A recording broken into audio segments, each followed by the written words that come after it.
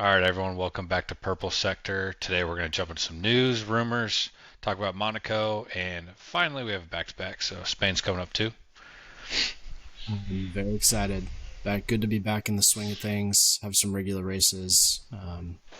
Things to look forward to after long weeks of work. Um, yeah, I guess a jumping in point. Earlier in the week, I would say less so. More recently, but saw some rumors that Botas might be in the hot seat. There's some fans out there that are thinking um, he might be out by the end of the season. There's some rumors that they want to put Colton Herta, who's in F2 right now, in the seat. Um, doing a little bit of research. He doesn't have the points for his super license, so unless something changes in the near future, um, I don't see this one happening. What about you? Yeah, I saw that he's out, off of points-wise. I feel like the rumor is probably false. It seems a little early just with how recently Cadillac's come in. I will say when you're talking performance, Perez has done a little bit better, which is once again very recent. But based on what Perez brought last race, I feel like Botas isn't where he should be, and not on camera, but we kind of talked about it. Where I know you kind of think that Botas is better than Perez, and I don't think I disagree with that. I think they're both like a fairly good caliber racer, but I don't think Botas is performing the way he should. Yeah, I don't know if I would necessarily be as bold as to say that Botas is like leagues better than Perez. And we've got a small sample size and recency bias. I don't know. I just don't think there's much to it. I don't think it's realistic. I think that Cadillac cars should just be happy to be fighting where they are. They should get a season under their belt with some veterans, and if they want to change the lineup next season, I think that's the time to do it. All right, we're in agreement there. I think it's fun to get a new face in there, but I mean we've talked about it multiple times. If you get the rookie in, you're gonna crash the car. It like every Yeah, they most rookies do it. You're gonna lose millions on the car itself. Not worth it right now. no, no. So No. um, the other funny one that I saw was there's an interview from Zach Brown where he was speaking about their partnership with Gemini, Google's AI, and he said that they are looking to use AI in new ways as a team. Um, and so that got my head thinking, they couldn't be as stupid as to use AI for their race strategy, could they? I hope not.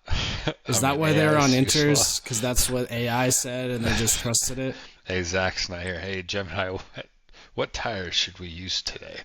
Um, I hope not. I mean, I think most people now like to use the systems of AI. I mean, I'd be lying if I didn't, looking random things up or making a thumbnail or helping with a video, whatever.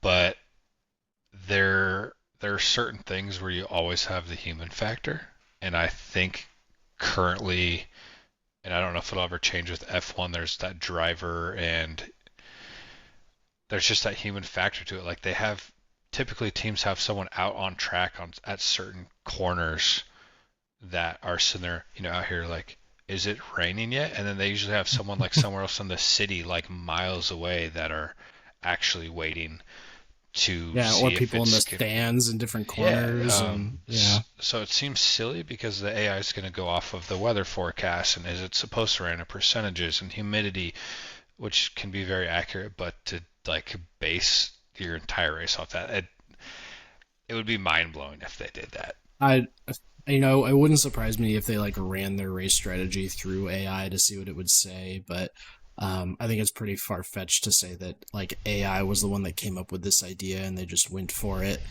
I would like to think that people are smarter than that. I mean, I use AI intermittently, kind of to augment, particularly in research, right? Like sometimes it's a lot easier to just put something in and see what it throws at you, and then you can go fact check.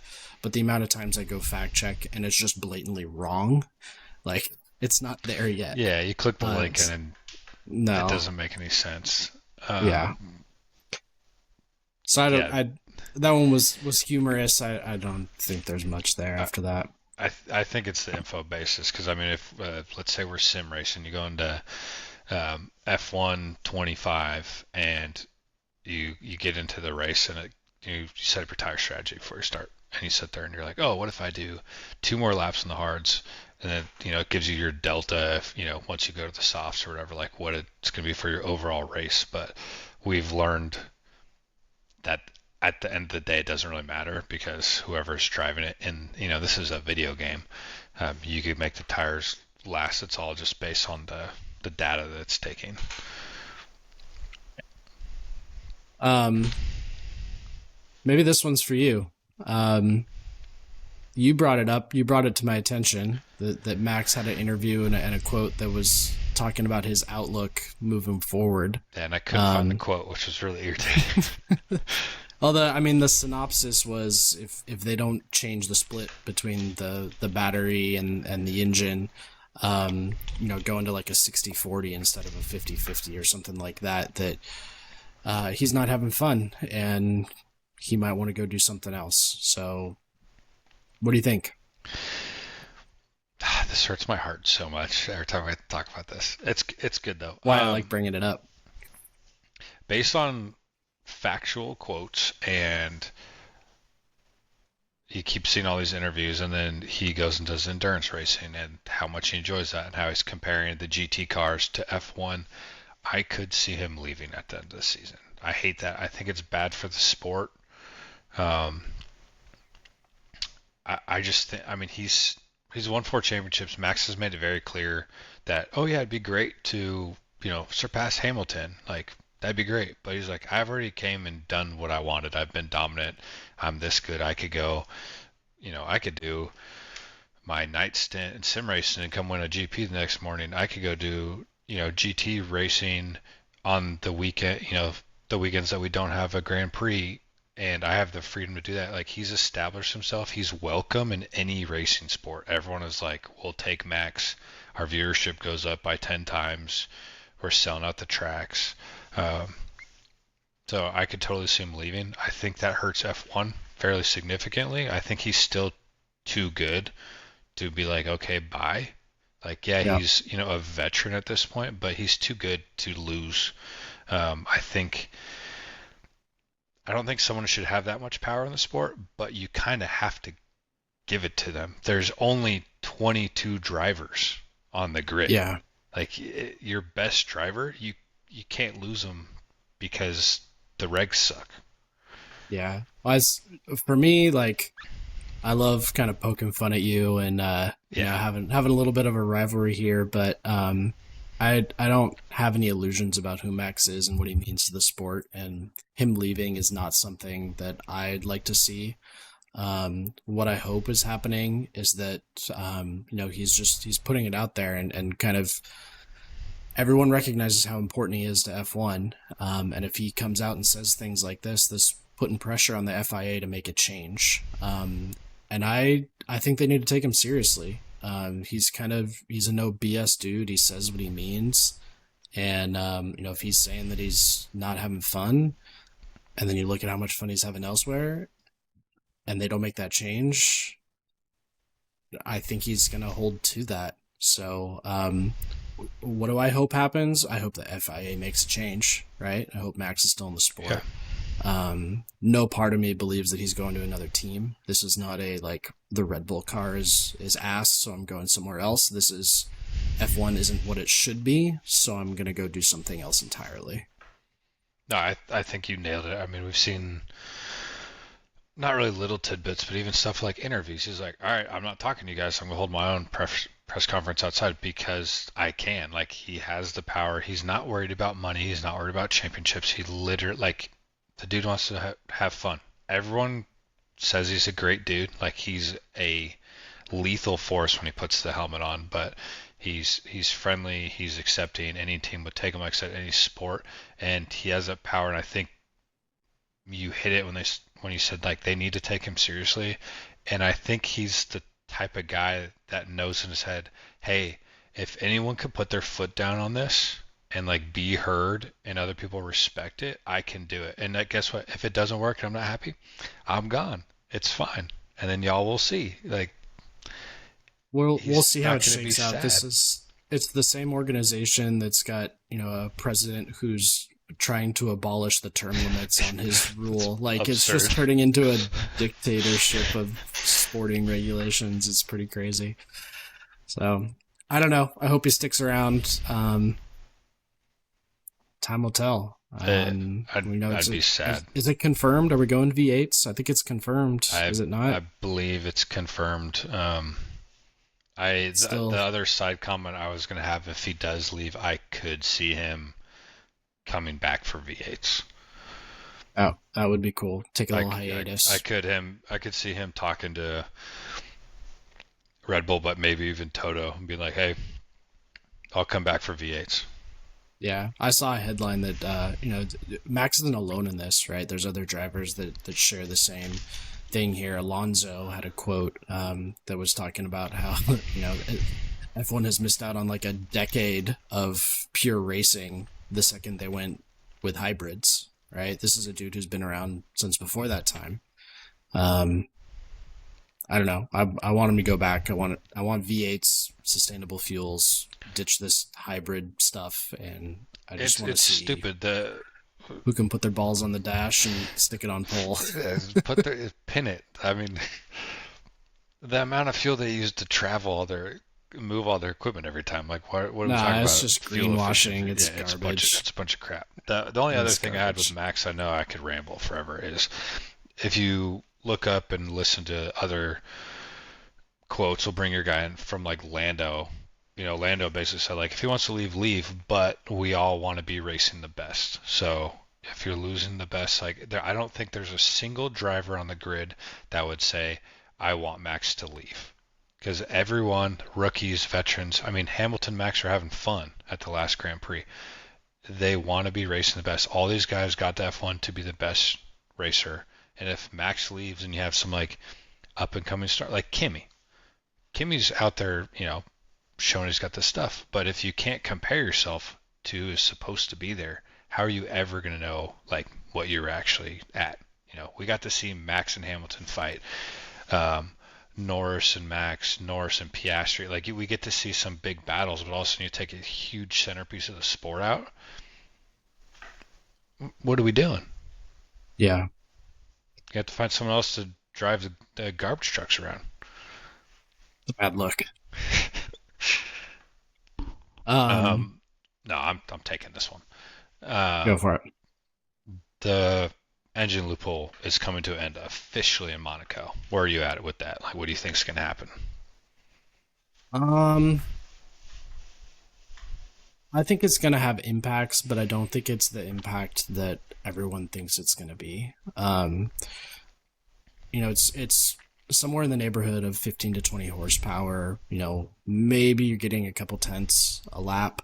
But someone made a good point, and this resonated with me, is that this really only comes into effect when the engines are in their highest output modes, right? And that only happens in quali. Race pace, they've got that stuff turned down because of tire wear and engine wear and all kinds. It's your overall pace. It's not your quickest lap. Um, so I think it might impact quali.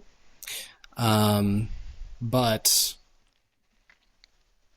I don't know. I think for sure we might see a little bit of a step back. I'm not going to spoil my podium predictions. We'll get to that here later in the episode. But I do think Mercedes and all of the Mercedes teams that have that same engine take a relative step back to the teams with other engine suppliers. I don't think it's a big step. And I Okay. don't think anyone necessarily jumps them. Do you still think Mercedes has the edge? Um, I think we're gonna wait. We're gonna need to wait until Barcelona next weekend to get the true form here. Getting out ahead of myself, but I think this is going to be a one lap pace battle in Monaco, and then we'll see how cars really shake out next weekend. Yeah, I mean, you kind of got a point there.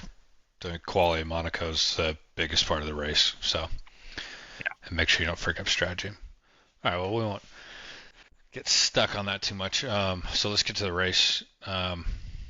FIA's turning down stuff to keep it safe, and we have no straight mode.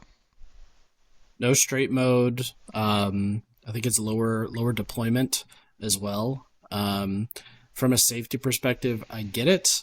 A little disappointed just to see what that could mean as far as performance and speed and lap time. These are new cars. We haven't seen them around Monaco. They're smaller, lighter, more nimble. Maybe not as fast, not as much downforce. But how that actually shakes out over the course of a lap in Monaco, who knows?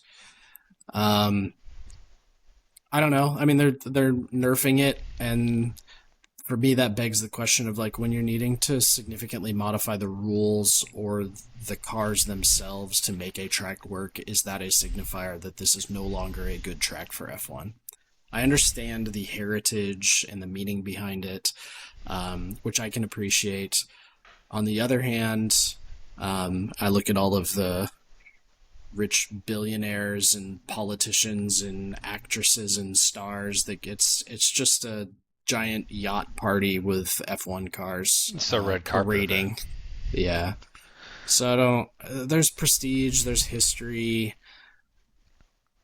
I think qualifying is going to be more exciting than the race. Um,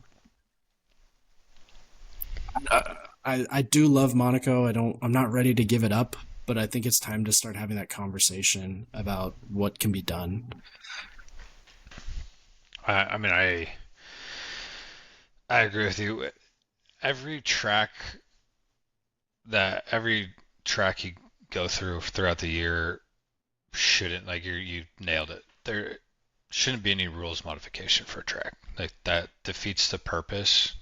If you have a certain reg set for a reason, that's how it should be throughout the entire year. Um, I think either this sounds terrible because I don't wish anything poorly on the drivers. Like, let them race on the reg set. Yeah. I'm for it. If the teams decide they need to tone down their car to keep their drivers safe or not wreck their car, however you want to put it, then let them adjust that. Like, give them an extra practice session if you have to, if you're worried about the safety, whatever it may be. I think, like you said, there's heritage. You can appreciate Monaco. I think it's a cool track, but I don't think it's a great racing track for F1 right now. I think the last few years have been pretty awful. I know it's very exciting for the driver who wins it. I know it's like a very big deal. Like, I loved when Charles won it, but it's like I said, it's a quality race. I mean, it's very rare that the front runner doesn't win the race. Yeah, you and I have joked about this before, but like if you're going to go so far as to modify the cars and modify the rules to make the track work, like can we just do something entirely different? Like stick the whole grid in go-karts and send them around a lap in Monaco.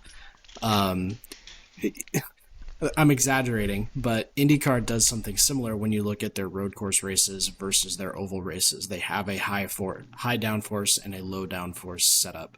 And it's relatively subtle. It's basically just aero package and wing. I would say it's more aggressive than like F1 wings change track to track for sure. But it is essentially a different kind of car and a different kind of setup. So this isn't completely foreign, but this just kind of feels like a step halfway in between. Like, if Monaco needs to be something different, let it be something different rather than just making these like tiny little tweaks. And I get it; it's difficult to do in a new reg set. We don't really know how things are going to go. I don't know. I think if I was in a decision-making stance, I'm kind of on the same page as you. Just like let the cars be what the cars are. I don't think teams would go as far as like turning down their engine mode. They're just never going to sacrifice that performance.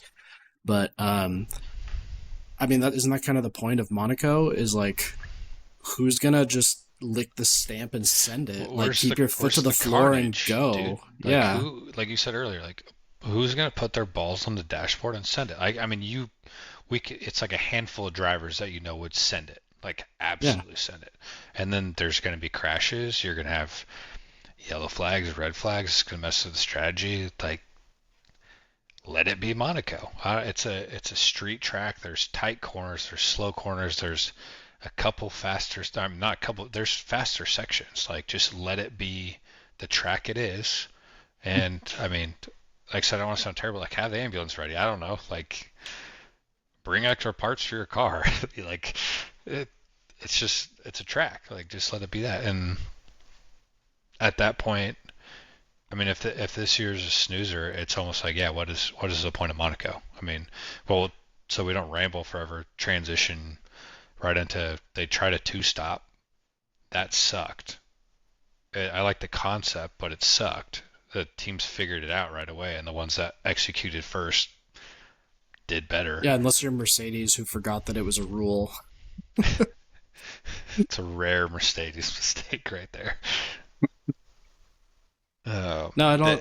the, It just feels like there's always going to be gamesmanship about what can we leverage for an advantage and everything, but like those kinds of rules just they're not definitive enough. Like there's too much gray. Teams are always going to figure it out, right? Like that's their job. They're going to exploit every little thing they can. That's how we wound up with this engine loophole thing, right? Is they're going to push every single boundary until they can't push anymore.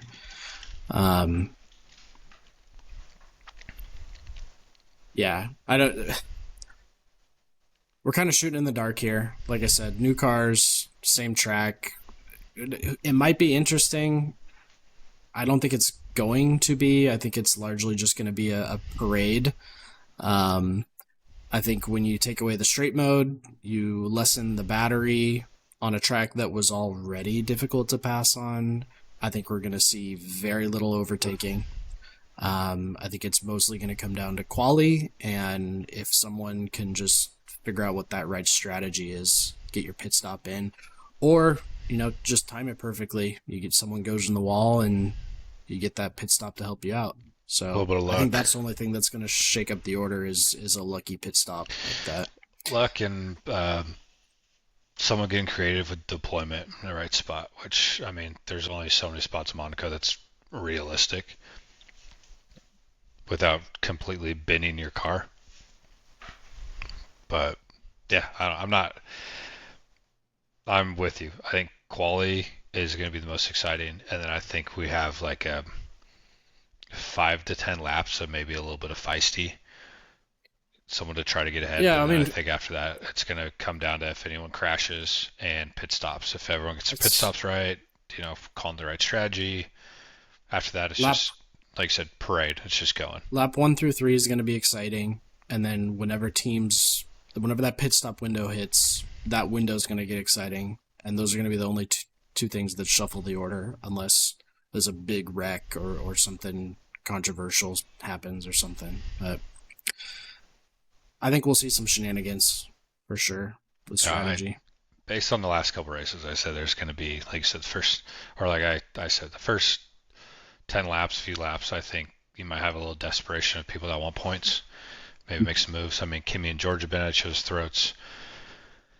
Charles probably doesn't feel great about Lewis outperforming him, and now we're going to Monaco. Um, McLaren's probably desperate to perform well, so it might get a little feisty out there. Well, speaking of McLaren, what do you think about their 1000th GP livery?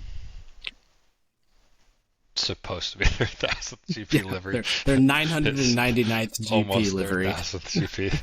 Yeah, yeah. So for those that aren't tracking this, we had a double DNS in China, and so while this is the 1000th race that they've entered, it is not the 1000th race that they have competed in. So little bit of humor there. But what do you think about the design? I don't not like it. I think it's decent. I don't think it's a bad livery. Kind of like how they broke up the black and orange. Um, honestly, the like the 1,000 they put in there is kind of lame. Like 1,000th race. I think if you're going to celebrate something like that, like make it a big thing. Like make the 1,000 stick out. McLaren's come out with some pretty cool like nostalgic liveries or just the chrome livery. Like you could do something bigger for a thousandth race. Like I always do love something. their throwback liveries. I wasn't so wild about the yellow green Senna livery that they did, but when they get the white in there, like they've done it in Austin, they've done it in Monaco before. Less so last year's Monaco, where it was just like the little circle number thing. But Yeah. I want them to they can't use the Marlboro sponsor, but the white and the orangey red. I don't know to bring them back at some point.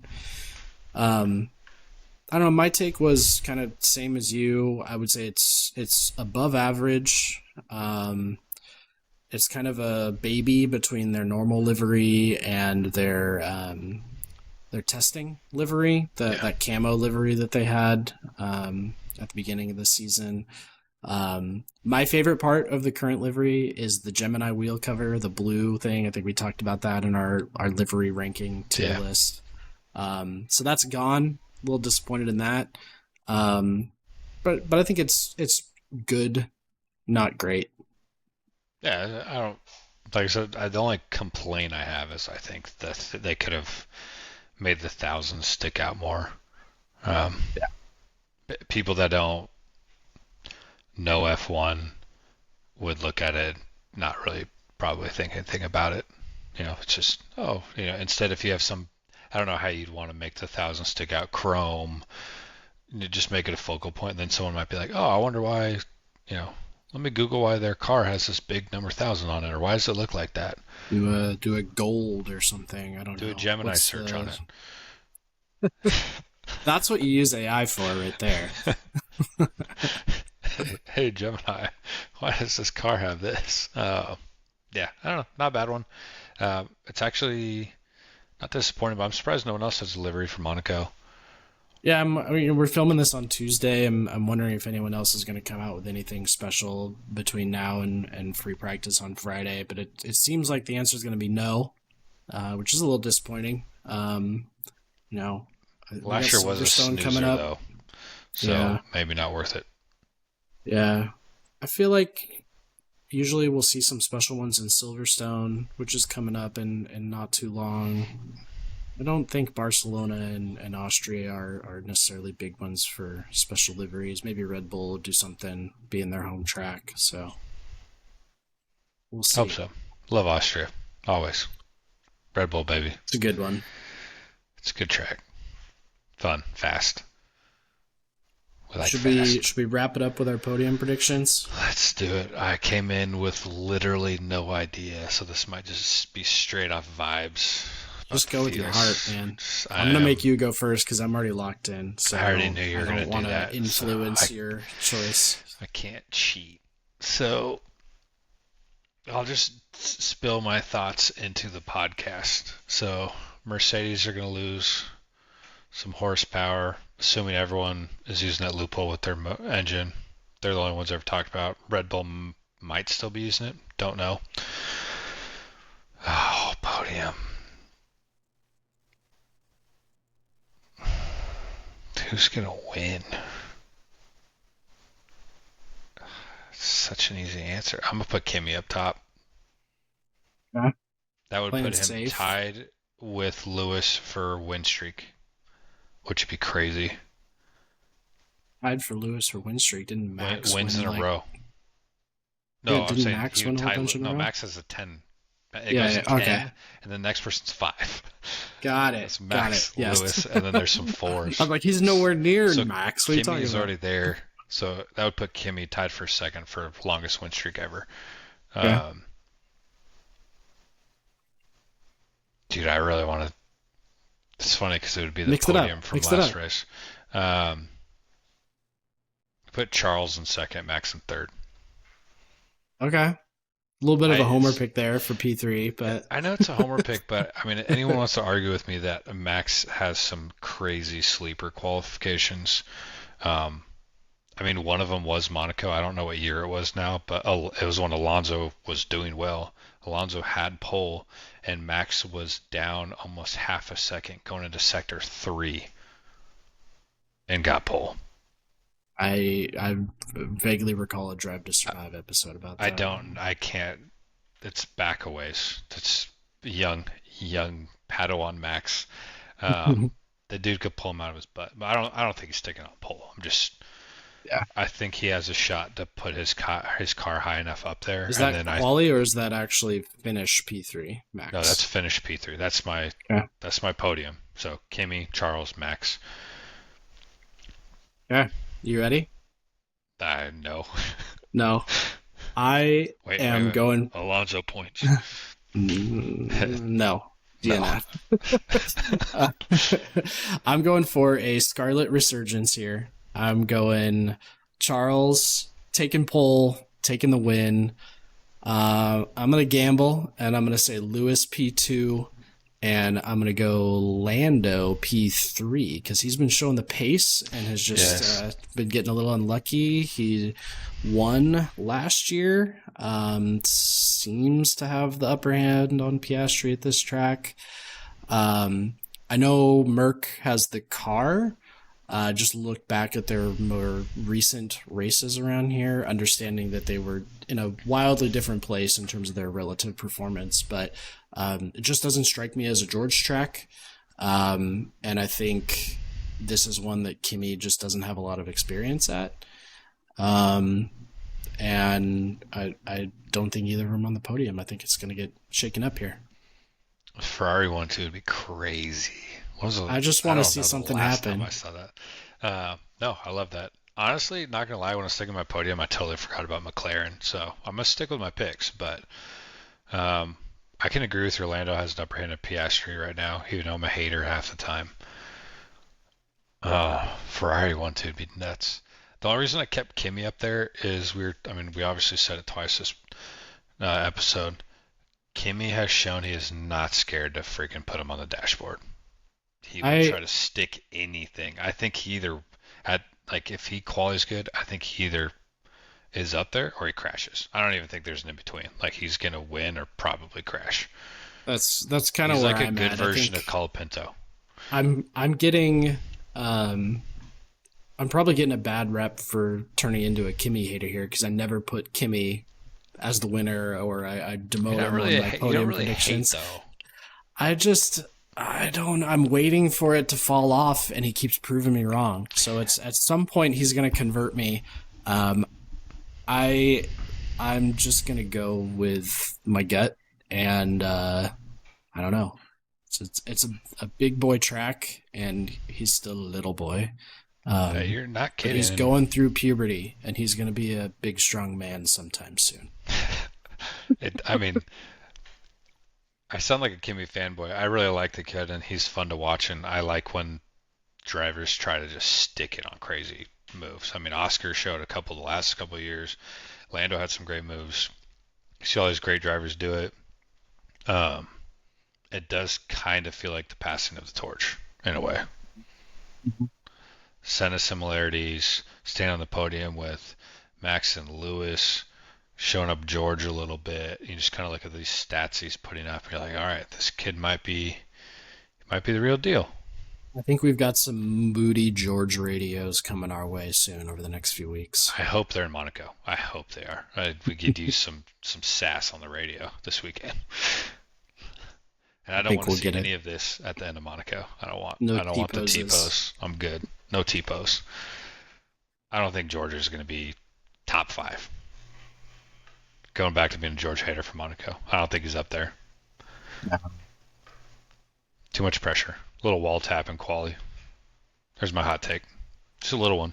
Just enough. It ruins your entire quali. Just a little suspension's tweaked. You're done. Cool. That's all I got. That's all I got. Unless we just want to ramble for 30 minutes, but we won't do that to y'all. Thank you for joining us again, and we'll see y'all after the race.